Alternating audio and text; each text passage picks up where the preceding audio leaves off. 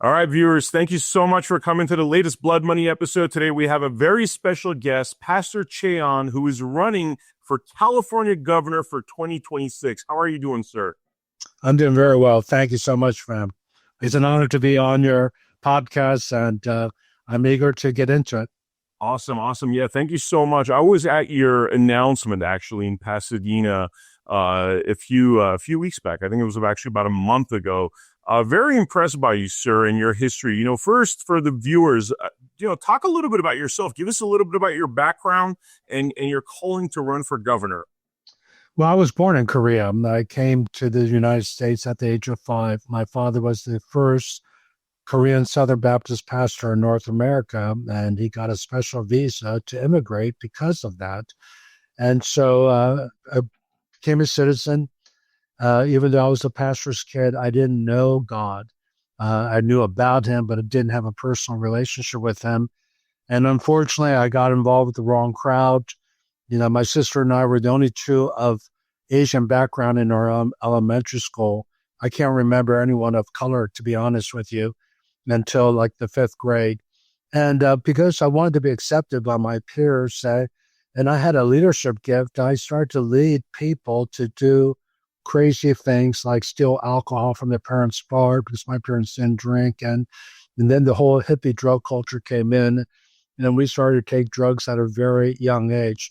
And so by the time I was 15, I had done everything that I could get my hands on. And by the time I was 17, I was a drug addict and just taking drugs every single day. And then I started to sell drugs at the age of 16 so I could support my habit. And so I was really out of control.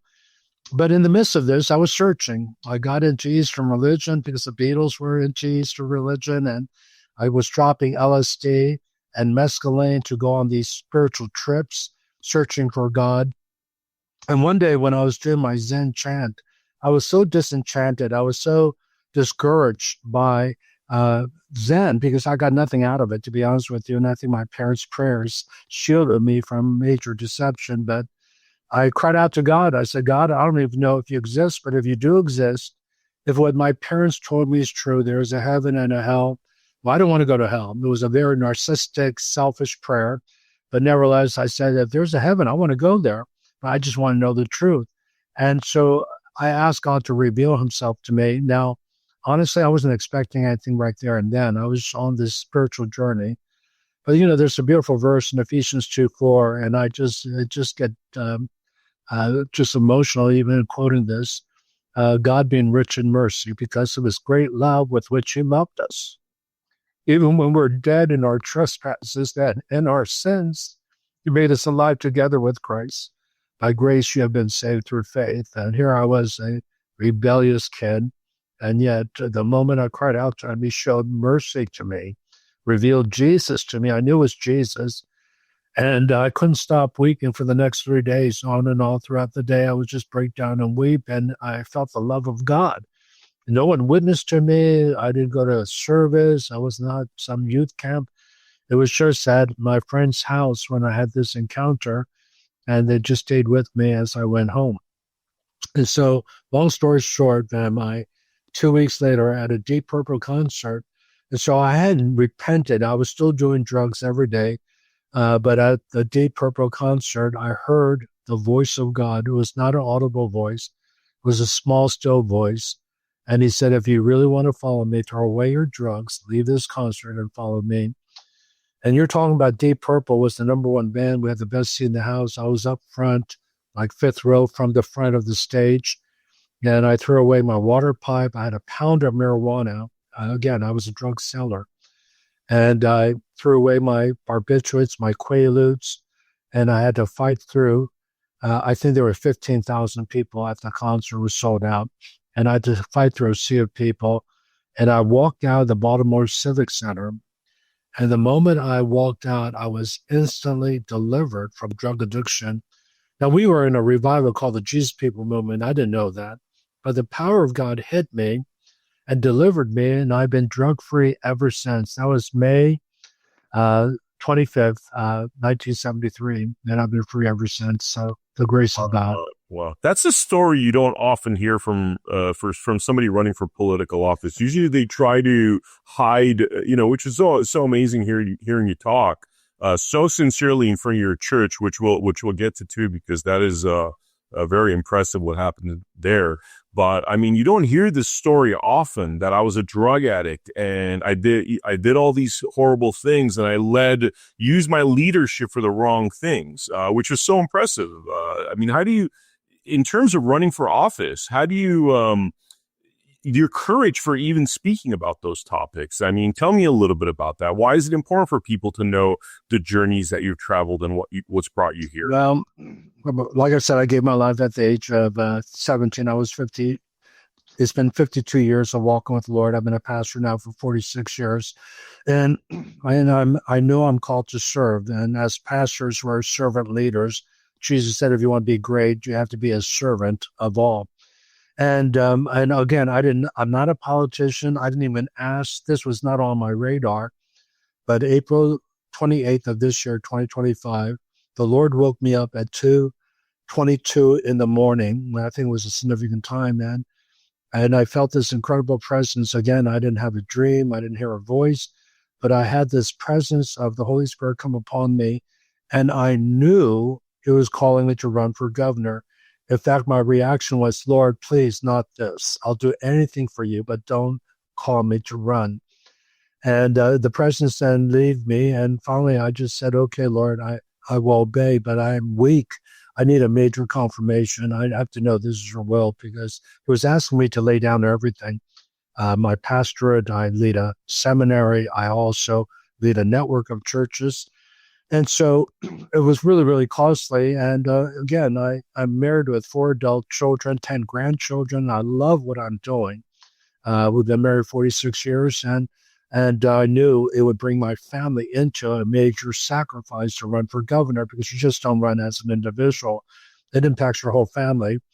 And so I said, Lord, anything but this. And I said, I'm going to throw out a fleece. It was crazy. I said, Lord, I've met Donald Trump twice, President Trump twice. But if I get invited by President Trump to the White House to meet with him, then I know this will be a sign. So I threw a crazy fleece like Gideon did in the Bible. And around 4 hours later, I get an email from President Trump. Of course, it wasn't from him directly, but from the White House, inviting me to the National Day of Prayer at the Rose Garden in the White House. And they gave me all the security questions, my passport, my Social Security, and I had instruction which entrance to enter into the White House, so I could go through the metal detector and be vetted. And it was just so surreal. And I said, oh, God, I mean, you can't make this up. I threw out a crazy fleece, and I've never been invited to the White House before, and I get this invitation. And so 3 days later, I'm at the White House. I'm 3 feet away from President Trump as he signs the executive order for the Religious Freedom Commission. And he had asked a number of key pastors in America to come.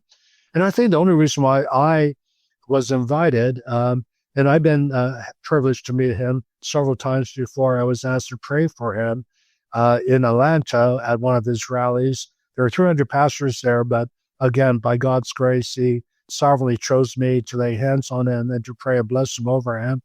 And then I met him at his hotel, Mar-a-Lago, with a group of around 12 people, and that was a real honor as well. But the reason why is because I think he knows that I sued Governor Newsom, or someone told him, during the lockdown in 2020. As a pastor, we locked down the church the first month. We didn't know what we were getting into. We never heard of COVID-19. And so we mitigated, and President Trump said mitigate for the first month. And just let's see how this pandemic goes. And we mitigated.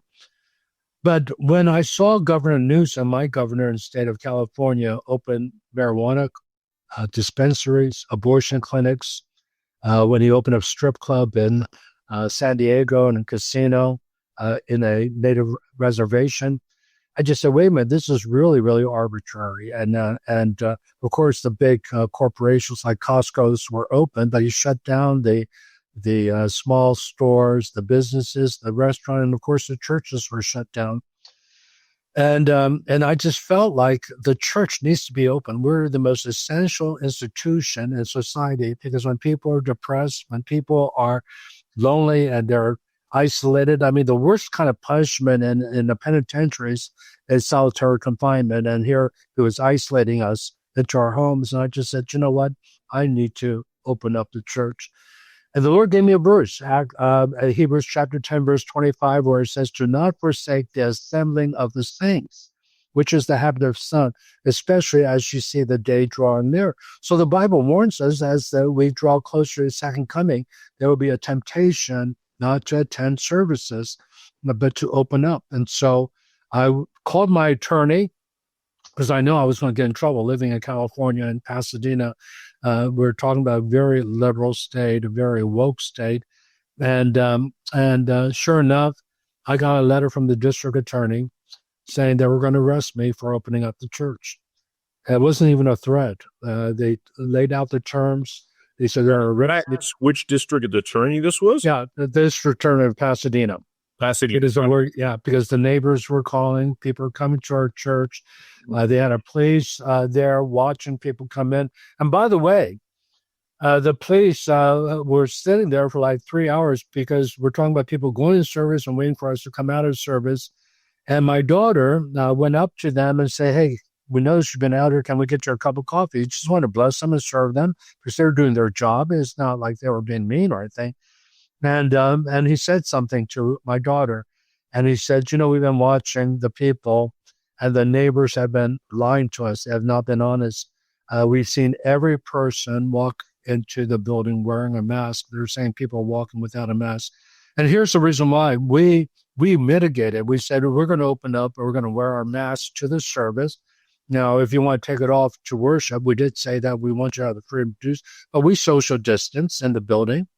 We used to have 2 services. We just went with 1 service, and we told everyone else to watch online. If you are a high-risk person, we want you to watch online. We feel as adults and as a pastor, we have enough common sense, enough wisdom to mitigate and not put our people in danger. But we want to bring the positive aspects of the church, of worship, the sense of community, and preaching of God's word and prayer, so that they would be alleviated from the oppression and the depression and the anxiety they were experiencing.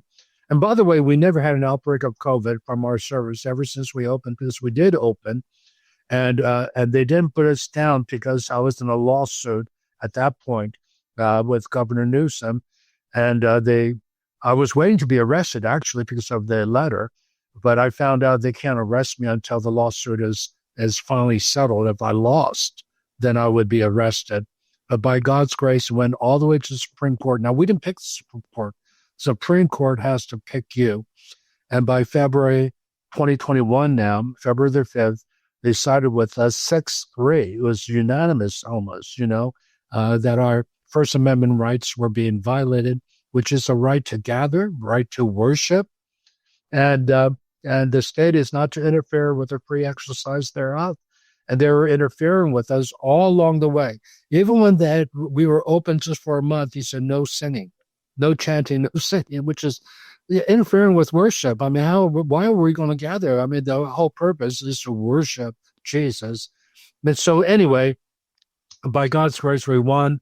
And we won a $1.3 million settlement, which we joyfully gave to our attorney because he was serving us pro bono. It was Matt Staver with Liberty Counsel. We had an outstanding attorney representing us, beautiful Christian. And so the Lord did this, and we give him all the praise and all the glory.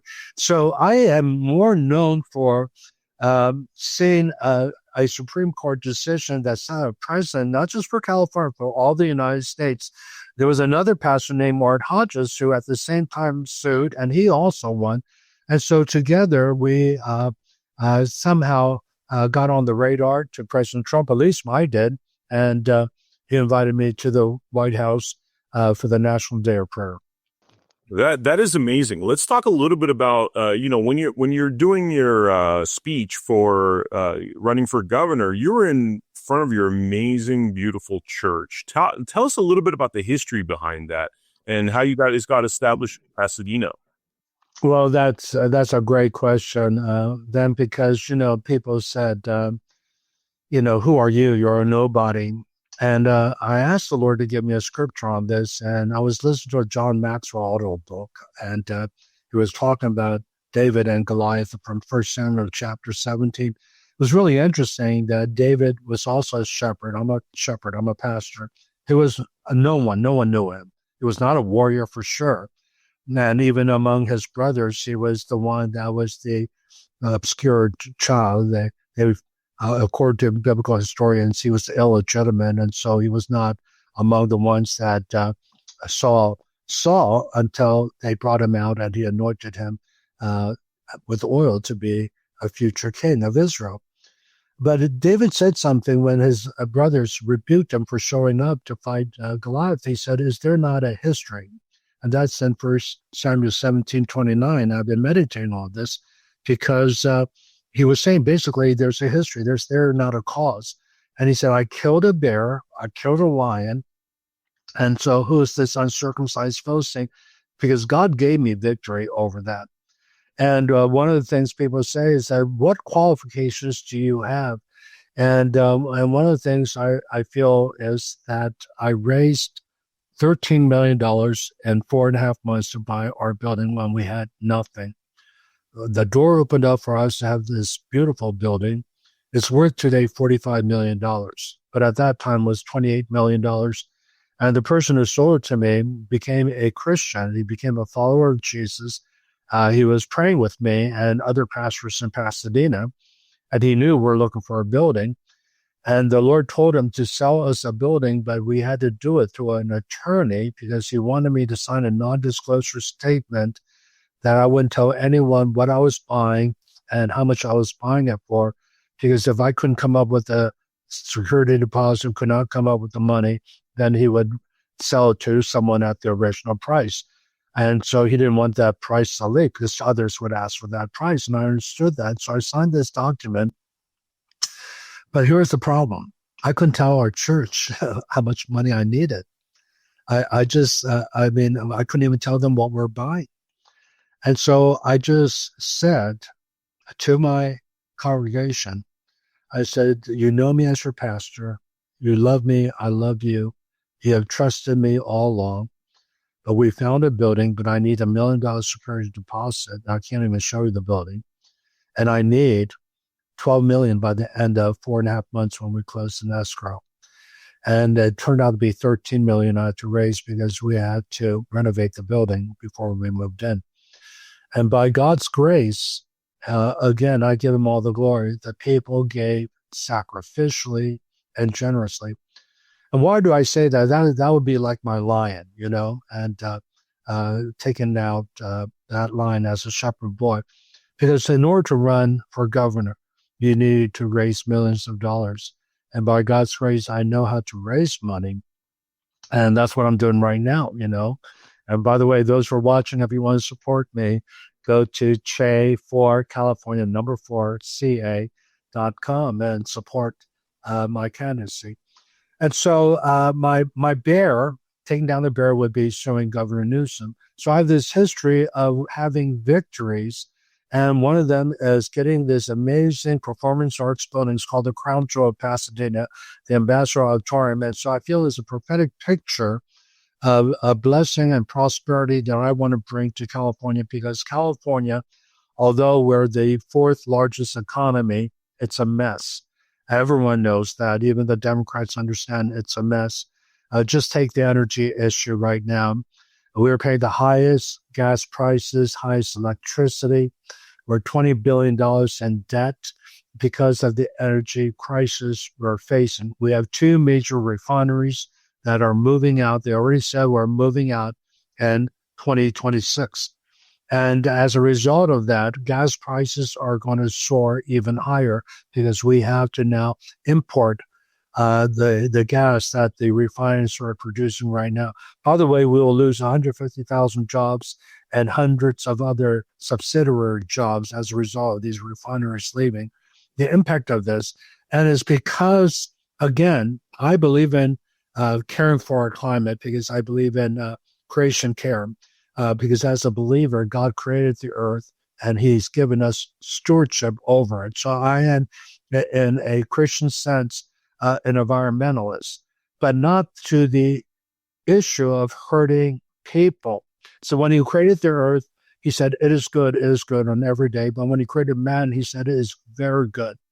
People are made in the image and likeness of God. And I am representing all the people. I want to serve all of California, not just the Republicans, not just those who are conservatives. I want to just say out loud that as a pastor, I have pastored people from different parties, different ethnic groups. I became a pastor to everyone because you are to lay down your life for your sheep. And I want to pastor California. And the number one issue I see right now is the extreme environmental laws that has caused our wells to stop pumping. Our energy crisis has hit such a major catastrophe that we're losing these refineries. And right now we can't even afford the kind of the mandate that Newsom wants net zero emission by 2045, and everyone, including the Democrats and those who are scientists, are saying it's not realistic. We don't have the energy for that. We don't have the electric grid for it. Everything they think will be electric. We just don't have that power. We don't have the electricity even for that. Yet alone, the fact is that oil is not going to go away. We have 38 million cars in California. Every day we consume 30 million gallons of gasoline. We're the number one consumer of jet fuel. They're airplanes that fly out of LAX and San Francisco, Sacramento, and San Diego, and all the other small airports. We're the number one consumer of it. And you need the kind of heavy oil that was produced in California that makes for diesel fuel, but jet fuel. And what's crazy is that we have it right underneath our feet, and yet we're not opening up the wells. We're now importing, and I heard this, and I want to get verification. I heard two stats. We're importing now 80% of our petroleum. And what's crazy about that, and the other percentage I heard was 60%. And so I want to do a fact check, and I don't have the exact answer, but I know that we're importing a lot of oil, more than what we obviously can produce all that here.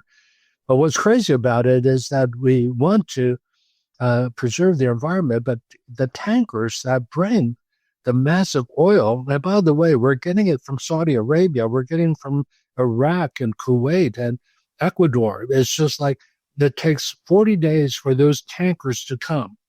And the amount of diesel fuel they're emitting into the atmosphere.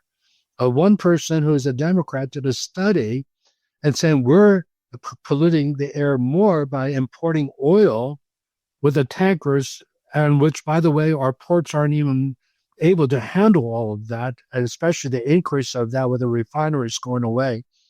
And so the irony of the whole thing is we're causing more pollution with a view towards now California. We could check off, oh yeah, we've reduced carbon dioxide. We are an example, but that's pride. Pride goes before fall, and I see us falling here.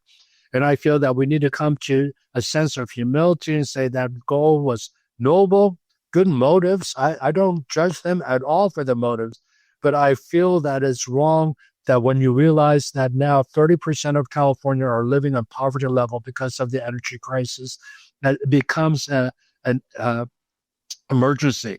And so when I become governor, as a governor, I have authority to have executive orders based on emergency. And my number one thing I'm going to do is open up the wells. I'm going to ask the refineries to stay. I'm going to beg them to come back, and that we will reduce the regulation to make them profitable so that they can stay, because I feel that this is impacting the poor in our state, the middle class in our state. And so that's one of the first things I want to do as governor. So on that topic, we have a similar issue in Nevada where environmentalism is often used to really chop away at our traditional lifestyle choices. For example, BLM, which stands for the Bureau of Land Management, not the Marxist group, has gone after Nevadan farmers, saying that, oh, we have this endangered turtle on this land, hence and therefore you can't graze your cattle. And the result is that now cattle grazing goes from these family farms to factory farming and then other agendas like having us eat bugs and that sort of thing, with environmentalism used as a guise. How much of the issues do you think that we have are based upon these almost delusions, false perceptions, propaganda that makes us think, hey, it's better to bring oil from 8,000 miles away from Saudi Arabia as opposed to dig right here? How much of this delusion and lies? Oh, it's a major, it's systemic throughout California. We are run by ideology, by politics instead of good, sound policy, common sense policy. It's the government, it's in control. It's not about the government. It's not even about me running or any of the candidates. It's all about we, the people, what is best for the citizens of California. And every governor, mayor, president has to have that as in mind, that the people are the first priority. I will swear on the Constitution and the Bible to uphold the Constitution, which is to protect the people from enemies from abroad as well as within. And right now, we are the enemy within. We are hurting our people. Just think of the homeless situation. We spend $5 billion a year. For the last 5 years, it's been $24 billion. And here's the problem. The homelessness has increased by 40%. And it should never have been a government program. It should have gone to the private sector. It should go to nonprofit organizations. Data shows that they're more effective in handling it. And obviously, we're not solving the problem. Someone defined insanity, whether it's Einstein or someone else, is doing the same things we've always done before, expecting new results. And the results are getting worse, not better. And here's the point I want to make is that I don't think the government wants that problem to go away because so many people are being paid for the homeless problem. The bureaucracy, the people who are getting money. I don't know where $5 billion is going. It's definitely not going to the homeless. And so I feel that when I become governor, day one, I want to doge the government. I want to do line by line audit. For example, I want to audit the bullet train. We passed that in 2008, $40 billion to have this bullet train from San Francisco to Los Angeles. We have nothing to show for it. The bill's run up to almost $100 billion. Where did that money go? This is dollars. Sir, yes. A question on that topic, because it seems as though the logical response would be that it went into people's pockets, that they literally robbed the government, because I don't know where it would go. Now, what is the importance of finding that sort of thing out? What is the importance of, it would seem criminal if people are stealing our taxpayer dollars and doing nothing. Where do you think this all leads? And what I'm willing to do as a governor to hold these people accountable?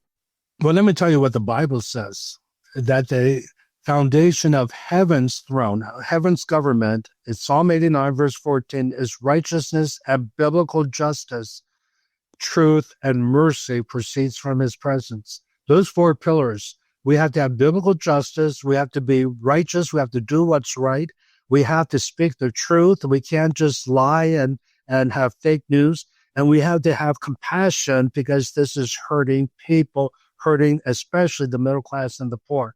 And so what I want to do is that if there's corruption, then justice has to be upheld. And I will prosecute to the fullest extent of the law for anyone who has stolen taxpayers' money and lining their pockets from these projects that we've had. And we've had one debacle project after another.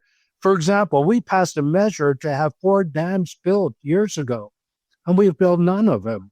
We need the water because the water we have, which is amazing. I'm so grateful for the aqueduct system that was created, but that was created for 20 million people. We now have 39 million. By the way, you used to have 40, but we're losing all these people because of such a mess that California has produced with their politics, not policy, politics that has ruined good policy. And so we've had good policy, we just not acted upon them. They have money for water and infrastructure. Like, for example, we have millions of gallons of underground water, but because of the environmental issue of the smelt fish and salmon, we will dump all that water in the Pacific Ocean instead of use it because we don't want to endanger these two fish. And I feel like, okay, I get it. I'm an avid fisherman. I go to the Sierras and do trout fishing with my son, and we've done it ever since we first moved to California in 1984. And now we go up to Alaska to do salmon fishing. We love it. But this is just common sense. People are a priority. Water is absolutely crucial. We need water for the farms. We need water for San Diego, for Southern California. And I feel that if we would just do some practical things that won't hurt the environment, okay? I'm all for it. But let's have a balanced approach. Come, let's collaborate. Let's talk together. Come, let's reason together. I believe that we can find middle ground. And so I'm willing to work with the Democratic Assembly and Senate to say, we are facing a crisis here. And I feel that as a pastor, I'm a reconciler. I bring people together in marriage. I bring people together. I had the privilege of bringing the African-American community and the Korean community together with the riots of 92. A lot of people don't know this. This was not in the press. But I brought the largest pastors of the largest churches. I'm talking about Bishop Blake, Bishop Ken Ulmer. And then I brought the pastors of the largest Korean churches, Pastor Dr. Hee-man Park of Yongnam Presbyterian Church and other churches. And I hosted a lunch. This was me. I hosted a lunch. I paid for the lunch. And I coached them to ask for forgiveness. And Bishop Blake, God bless him, he led. He said, will you forgive us for the carnage we committed? Because a lot of people don't know the rights of 92. $1 billion of property was damaged with the fires and the rioting. Most of it was in Koreatown. So he said, will you forgive us for what we did in Koreatown? He didn't do it. It's called identification repentance. And the moment he said that, all these Korean pastors just start to weep. And then I coached Dr. Hee-man Park, and I said, Dr. Park, would you ask forgiveness for racism on the Korean part? And he said, will you forgive us for our racism? Because we don't hire people of color. We buy the stores and shops and restaurants and the dry cleaning, liquor stores, the convenience stores in South Central. But we hire, and he explained this. He said, we just hire our own family members so we can keep the money within. It's not really racism, but we will make a promise that we will start hiring the people in the community. Ever since then, there's been a tremendous reconciliation. And I brokered that, and I give God the glory for it because the Lord moved my heart to do that. A lot of people don't know that.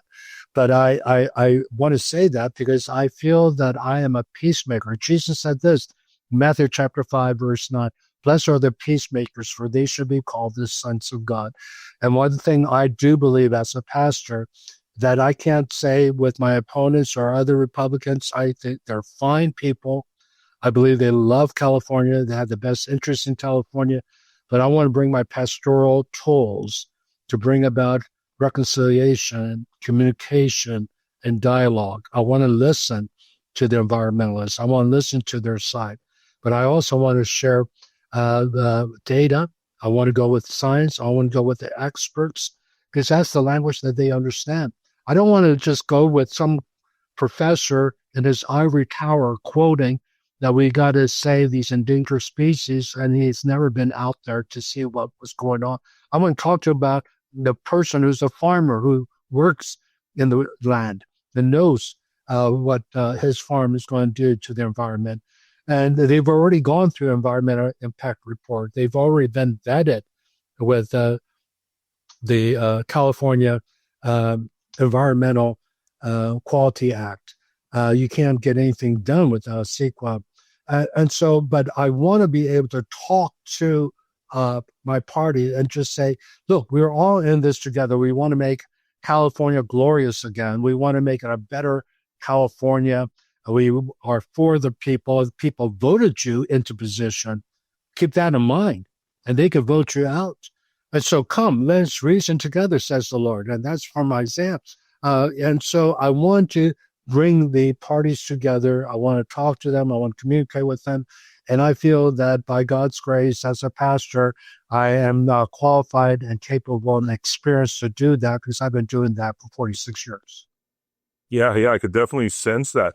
Pastor On, like, I'm curious, there was a few guests we had that were talking about the original 13th Amendment to our Constitution, which I don't think made it fully through, but the essence of it was that in the legislature, our founders wanted to have a lot of pastors, a lot of business people, a lot of farmers, and void of lawyers, because the judiciary has plenty of lawyers. They found that was a reason why it was initially proposed to have a proper checks and balances, to make sure that people like you that are experienced in life, that have gone through your own journeys, bring that experience to Congress, as opposed to what has become known as career politicians. I would love to hear your thoughts on that topic. Yeah, no, I believe that. One of the things I feel is actually an asset. People say, well, you have no experience. I've been a lifelong sheriff for 25 years or whatever, and I've been involved with the government.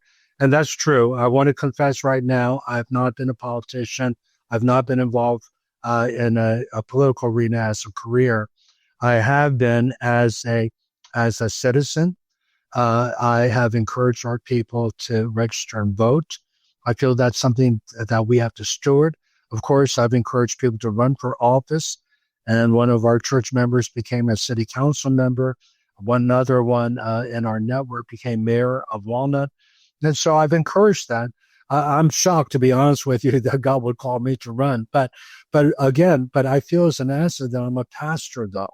And I feel that we need to have a pastor's heart, because we fear God. We're not going to lie. I'm not going to lie to the people. If I do, I'm going to repent. I'm going to confess. I misled you. I lied to you. Because why? Because it's one of the 10 Commandments. You should not bear false witness. Not only that, Proverbs 6:16, it's really interesting. It says there's 6 things the Lord hates, 7 which is an abomination. 2 out of the 7 is about lying. A lying tongue and a false witness that utters lie. Number 2 and number 6 on that list. And so I am not going to lie. And yet I am called to love. I'm called to be compassionate. That's what Jesus was constantly moved to, compassion. And so I'm motivated by love. But love has to be biblically defined.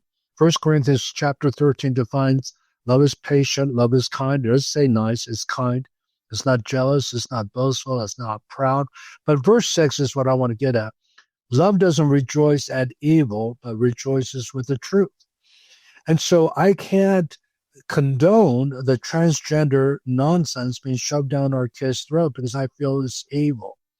I feel that the schools should be teaching the basics and not ideology of transgenderism or LGBTQ issues. Again, this is something that we're seeing in California, driven by ideology instead of good, sound policy. I don't think it's an accident that our schools, we spend more money per student than any other state, and yet we're in the bottom. I heard 48 out of 50 states and test scores. I've heard other stats like 40 out of 50, but nevertheless, it's absolute a travesty with all the money we spend. And so I want to end all that. So I can't just say, okay, I just will be nice. And no, we got to speak the truth. And one of the things I believe in, God created them male and female. They're 2 genders, as President Trump said on his inauguration day. And so I will speak the truth in love, but I'm not going to compromise. I will not do this for being political, just win an election to, just play politics and just try to please people. The Lord gave me a verse years ago when I became pastor. Galatians 1:10, he says, if you're trying to please people, you're not a true servant of Christ. Think about it. If you're trying to please people, you're not a true servant of Christ. And a lot of pastors, we just try to please people. We're not really serving Christ. We want to make sure we have our tithers and people don't leave the church. We want to grow our church. There's nothing wrong with that as long as you put God first and you fear him and you obey his commandments. And so I want to be the best pastor I can be, and I know I fall woefully short. I'm not in any way a perfect father, a husband, or pastor, but I do believe that by God's grace that he's given me a healthy marriage, 46 years of marriage, healthy family. We're not perfect, but we all love Jesus. Two of them are pastors, 10 beautiful grandkids. Of course, I'm biased. And we have a healthy church financially. We're able to buy that building. And we now have 5 campuses, and we're ready to launch our 6th campus in downtown LA. And so it's not only that, but I lead a network of churches. We have planted churches in 73 nations. And I say we, I didn't plant them. I have raised up leaders who have planted them. And so I feel that God's given me grace to manage a large network, one of the largest networks in America, and to pastor leaders and raise up leaders and empower them and make sure that they're strong and cared for. Because I will have the privilege of appointing 3,000 employees right off the bat. And I want to make sure that I have really good, solid, righteous, wise, common sense people who love the state, who wants what's best for the citizens of California. And then the last thing I wanted to say is I think it's interesting that I'm in 73 nations because we have over 200 languages spoken in LA. One of the things I want to do is I want to represent all the people of color. As a nation, as a Korean American, there's over 1 million Koreans just in LA alone. And I want to be their voice, but I want to be the voice of the Hispanics. I want to be the voice of the Filipinos. My wife, by the way, is Filipina. She was born in New York City, but she comes from parents who were medical doctors and did their residency in New York and became citizens of the United States. And I want to represent all the people of every color. 51% of California, by the way, is of color. And I feel that's what I bring to this candidacy that I don't see with my Republican friends that, I mean, they're not friends. I don't know them, but, they're wonderful people. I watch them on YouTube and they're really good people. But I feel that I can represent the people of the majority in California. I have to ask a question about parental rights because you brought up, the importance of family. You have some amazing kids. Seems like, you're a great father, grandfather. We've had these recurring stories on our podcast with, individuals that are parents, a lot of the time male parents, and they are treated in California and some other woke states like they have no rights to their children. One of the examples being a gentleman by the name of Adam Vina. I actually believe he might have even been at your announcement where, he can't have any access to his kid because he will not essentially affirm that the mother thinks that boy was born a boy in a girl's body. Hence, the mother wants to transition the child. And this child hasn't even hit puberty yet. I think he's like 8, 9, 10 years old. Adam can't see his kid at all because he will not go along with the woke politics, the woke judges, literally until the kid's 18. And the mom could pretty much do whatever she wants with the chemical castration, eventual castration, which, by the way, this isn't the only story. There's another gentleman by the name of Jeff Younger and dozens of such stories where parental rights, especially in terms of fathers, are completely disregarded in states like California. What do you think about that topic, sir? Well, I think it's evil. I think the Bible, but also our Constitution, gives us parental rights over our children pertaining to their education. It says in Proverbs 22:7 that parents, you're to train up your child the way he or she should go, and when they're old, they won't depart from it. The reason why I'm quoting that verse is that even for pastors and churches, it's not our primary responsibility. We are to support the parents. It's the parents' responsibility. It's not the state's responsibility, but the state has made it. It's a Marxist playbook where they want to control everything and everyone, including your children.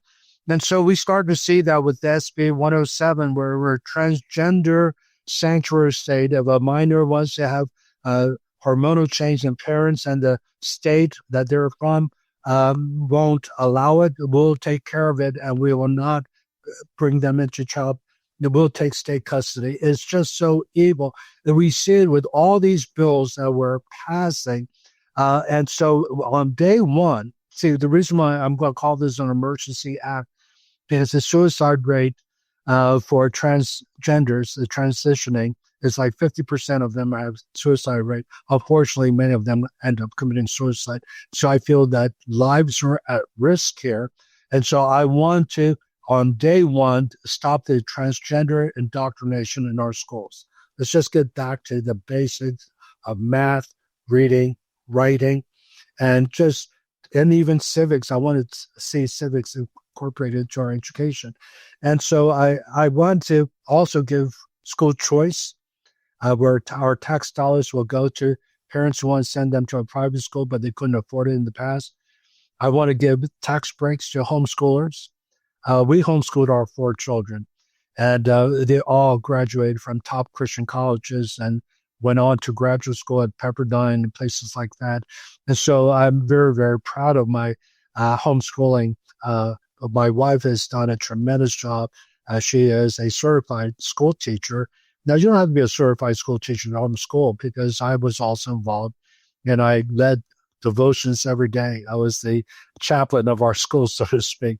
And we started out with a Bible reading, and we taught the Word. And then my wife then would take them through a curriculum we had for homeschoolers. And it was just wonderful. And by the way, they were at the top of their class when they graduated. They were straight A students all the way through college. And so we didn't in any way skip a beat. I wish I said they had my DNA. I think they had my wife's DNA because she's extremely smart. And so I just want to just say that homeschooling is a fastest growing thing that's going on, not just in California, but in the United States. And I feel that we need to use the tax money that you're paying for the education system and give you at least a tax break, if not some actual credits, so that you can continue to do what you're doing. And why I'm doing that, I feel it would open up it would be a free market. And all of a sudden the teachers union would say, we're losing students, we're losing money. We got to improve our schools so we can compete with the private schools and homeschoolers. And I think that's going to be healthy for us to have some good competition instead of this Marxist one way, our way, or the highway. Yes. Just one or two more questions, sir. What have you learned in your run for office? I'm sure there's been a lot of enlightening things throughout this process. What are you learning as you run for office and experiencing this for the first time? I'm learning a lot. I just made the announcement a month ago, and as she said, in August the 2nd. And my first week of campaigning was just 2 weeks ago because I had international commitments with the network of churches I lead. And I felt in integrity I could not cancel those commitments I made. Again, I really believe in keeping my promises. And when I say these promises to those who are watching, by God's grace, I'm going to keep them on day one. But anyway, what I've learned is that I can see why people don't like politics because it could be kind of mean-spirited. I've already gotten emails asking me to step down and to not run because, I'm competition for their person that they're running. And I blessed them. I didn't even respond to the email. I just said, it's just one person, but it's just a sentiment that I pick up. And then I've had consultants that, they just want to charge an arm and a leg. It becomes a big industry. I realize is that people are making a lot of money off of elections. And on the other side, the lobbyists are making a lot of money. And I just see how the love of money is the root of all evil. It just corrupts things. Now, by God's grace, I'm a businessman as well. I started my wife and I started our own S Corp, LLC, in 2010. And the reason why I can sow literally thousands of dollars of my own money into my own campaign is because we have a very successful business. And in fact, I make more money with my small corporation than I do as a pastor, though I turn in my salary as a pastor. And I've done that for 15 years and then some. We are one of the largest givers as a result of my company. And I feel that is a microcosmos of a macro, that if I have been faithful, I've been prospering with my business. And by the way, I get that from my parents. My dad was a pastor, but he was a dental technician. He had on dental laboratory. He bought a restaurant with the money they made from the laboratory. They invested in real estate. They had 4 houses in the nation's capital. They were very, very wealthy. And the same things happened to me. I had bought houses for all my kids in Southern California. God so blessed me financially that I'm able to sow my finances into this election. And so, I want to implement that. But I just see how people are motivated by money. And so much of this, and it brings darkness, it brings evil, in fact, corruption. And so I feel by God's grace, I'm untouchable as a result of my success as a business person. Wow, wow. And then that's the kind of experience you want. This is what I was trying to get at with the original 13th Amendment. And you're saying that, oh, well, I'm not, as experienced, but that's the kind of experience I think people want nowadays. They don't want an experienced politician that's going to rob us blind and not care about the will of the people. We want somebody that's been out there, that's fought the fight, that has had their church shut down and threatened to be arrested, but nonetheless fought the righteous fight. Because if you can't fight that fight, you're not going to be able to win in Sacramento with some of the stuff that's going on down there. Absolutely. It's going to take tremendous courage. And someone said this, when you fear God, you don't fear anyone. I feel that's true with me because I fear the Lord. I'm not afraid of the environmentalists, the left-wing Marxists, socialists. I just say, well, you know what? I have the greatest weapon, and that's the love of Jesus Christ. I'm going to just love them and share the good news with them and pray that they will be converted. And if not, that's okay. We can disagree without being disagreeable, or we can walk away from it.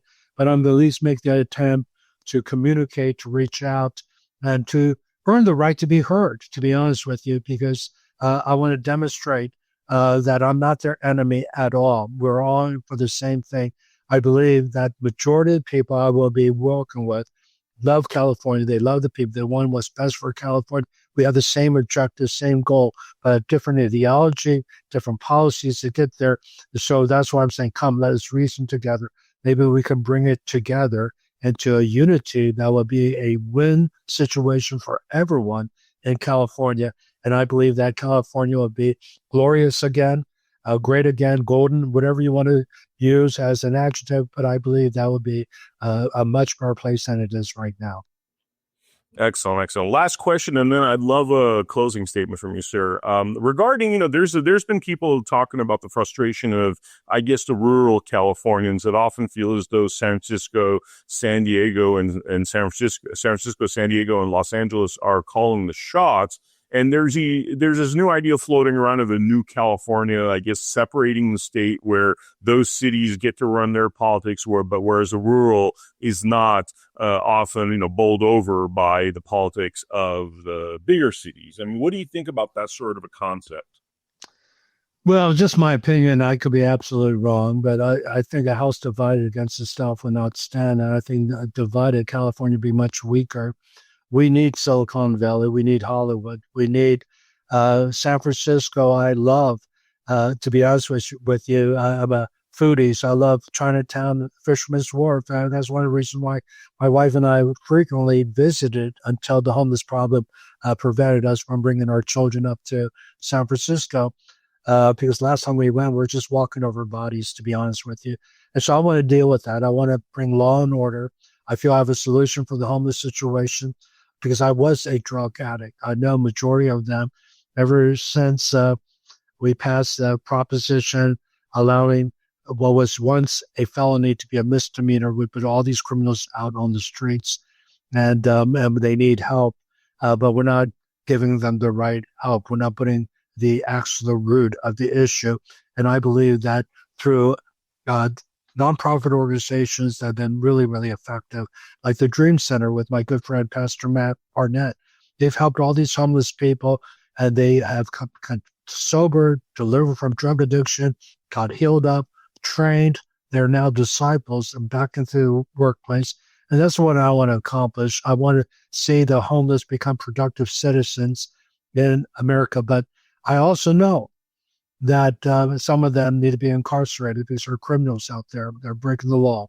They're causing a lot of crime because of their addiction. They will kill, they will rob. And Newsom closed down 4 penitentiaries. When I'm governor, I'm going to open up those prisons and I'm going to build more prisons because I believe this is a great way for people to be reformed. I'm going to make sure there's a Christian chaplain or a religious chaplain there to really help these inmates to really come to peace with God, with others. And I'm hoping to reform them.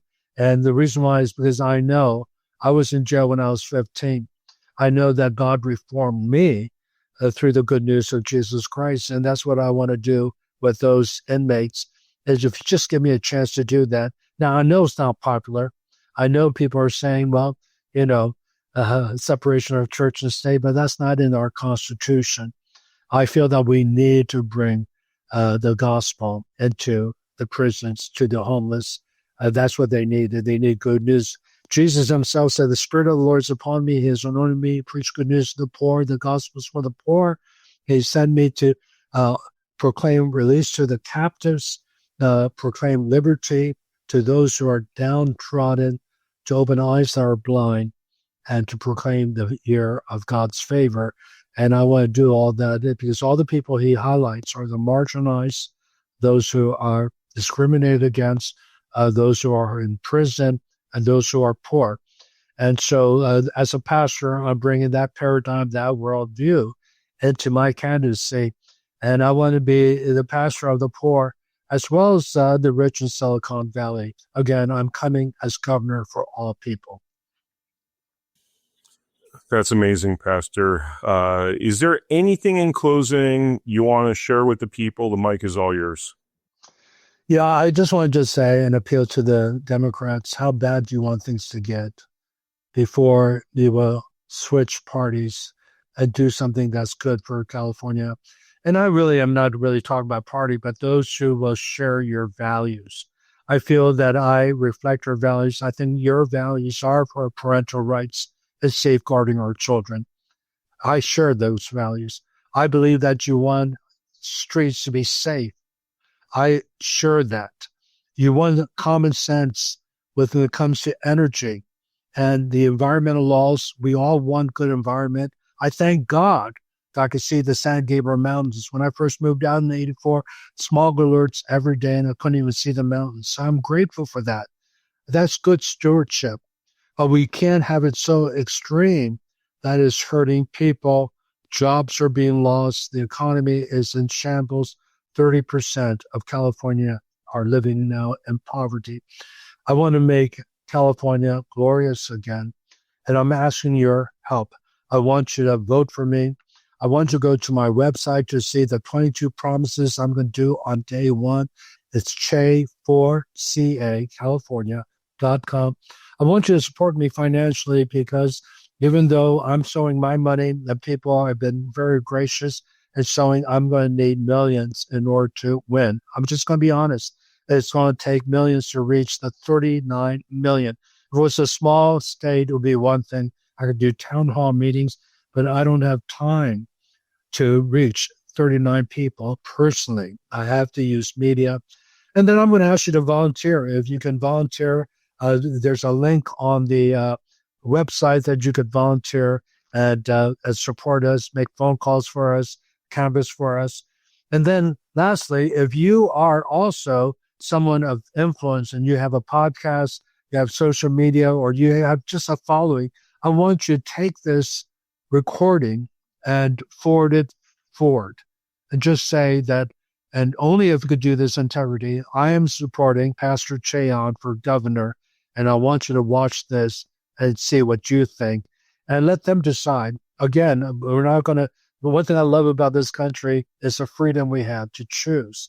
And what amazing thing that Asian immigrant, can I add legal immigrant, that came at the age of 5, is living the American dream, was able to buy a house in Los Angeles, but not only for himself, but for his children.